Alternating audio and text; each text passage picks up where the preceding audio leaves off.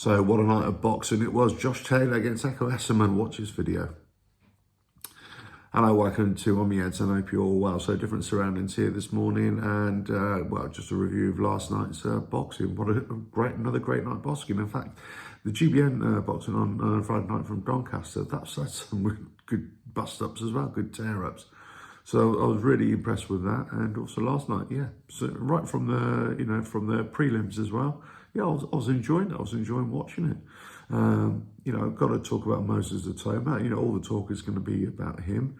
Second round knockout against Balogun. But where does he go now? That's the thing. Where does he go? Lots of people, would suggest that you've got to put him in with somebody elite now. That stepping stone. I think he's right on the cusp of it. He's definitely on the edge of it, of going for somebody else. He definitely needs a bigger name, because at some point he's got to be really tested. At some point you've got to see, okay, is this lad, all that? Or is it just because he's not fighting the opponents that are at his level? Now, at his level, he's fantastic. His movement and his athleticism that's hidden behind just a bulky frame. Yeah, he's great. I mean, he came in, 255, I think, something like that. So he's no lightweight. I mean, he looks a lot lighter than he actually is, but fantastic power, fantastic movement, fantastic accuracy as well, and great discipline in there, great IQ in there as well. So, all the spoils go to Moses Itauma. His opponent, was, a tough guy as well. Kept on getting up. Fair play to you. You get all the respect out of that.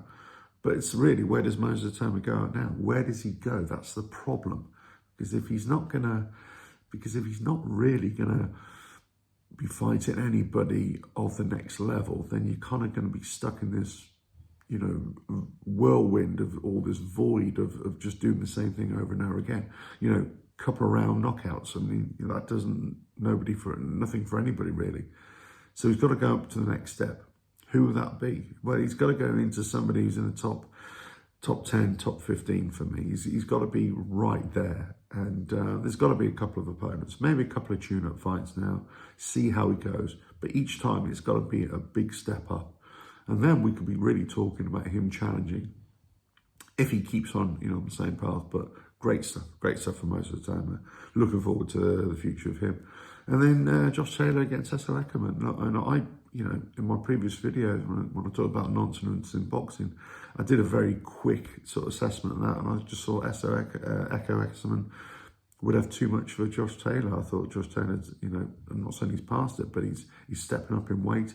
He's, I think he's been around in terms of boxing terms a little bit more, both similar kind of ages. But I think Eastman, is just more natural at that weight. And he's a good fighter, and he's a strong fighter, and he proved it as well.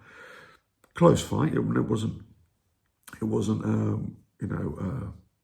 robbery or anything like that in my eyes. I just thought it was a very decent fight. It was swinging both ways. But on the face of it, I think Eastman won, and that was a decent fight for him. He goes onwards and upwards. Where now for Josh Taylor? I think we're going to be talking possibly a retirement here, unless he does something else. I mean, I'm not saying he hasn't got any more fights in him, but what other fights, for big paydays? That's the problem, at his age as well.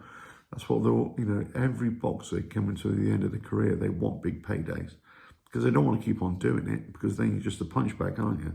So he's got to be looking for big paydays.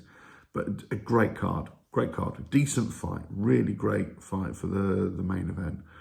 All the way down the undercard, it was great. But I think the two, obviously, we're talking about the two main fights for me. Moses Itauma, and where does he go?